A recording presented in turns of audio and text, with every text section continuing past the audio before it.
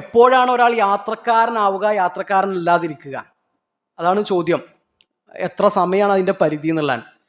അല്ലെങ്കിൽ രണ്ട് അഭിപ്രായങ്ങളാണ് പ്രധാനമായിട്ട് നമുക്ക് കാണാൻ പറ്റുക. ഒന്ന്, ഒരാൾ ഒരു ആവശ്യത്തിന് വേണ്ടി പോയി, ആ ആവശ്യം കഴിഞ്ഞ് മടങ്ങുന്നത് വരെ അയാൾ എന്താണ്? യാത്രക്കാരനാണ്. അത് ചിലപ്പോൾ ഒരു ദിവസമായിരിക്കാം, ചിലപ്പോൾ 6 മാസമായിരിക്കാം, ചിലപ്പോൾ 1 കൊല്ലമായിരിക്കാം.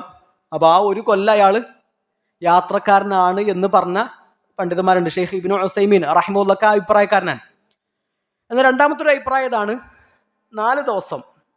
ഇപ്പോൾ യാത്രക്കാരനാകുമ്പോൾ അയാൾ 4 റക്അത്ത് നിസ്കാരം എത്ര നിർവഹിക്കേണ്ടത്? 2 ആക്കി നിർവഹിക്കുക എന്നുള്ളതാണ് സുന്നത്ത്, ഇല്ലേ? യാത്രയിൽ 4 റക്അത്തുള്ളത് 2 റക്അത്തായിട്ട് നിർവഹിക്കുക എന്നുള്ളതാണ് ഏറ്റവും അഫ്ദൽ. അതാണ് നബിന്റെ സുന്നത്ത്. നബി യാത്രയിൽ എന്തായിരുന്നു?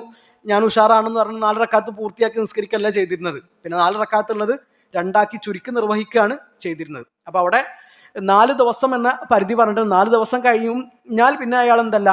യാത്രക്കാരനല്ല. അപ്പോൾ ഒരാൾക്ക് 4 ദിവസത്തിൽ കൂടുതൽ ഒരു സ്ഥലത്ത് നിൽക്കേണ്ടി വരുമെങ്കിൽ അയാൾ എന്ത് ചെയ്യുക? അതേ യാത്രയുടെ ഇളവുകൾ ഒഴിവാക്കുക എന്നൊക്കെ ഷെയ്ഖുമാർ പറഞ്ഞ, ഇബ്നു ബാസ് റഹിമഹുല്ലാഹ് അഭിപ്രായം പറഞ്ഞാൽ നമുക്ക് കാണാൻ പറ്റും.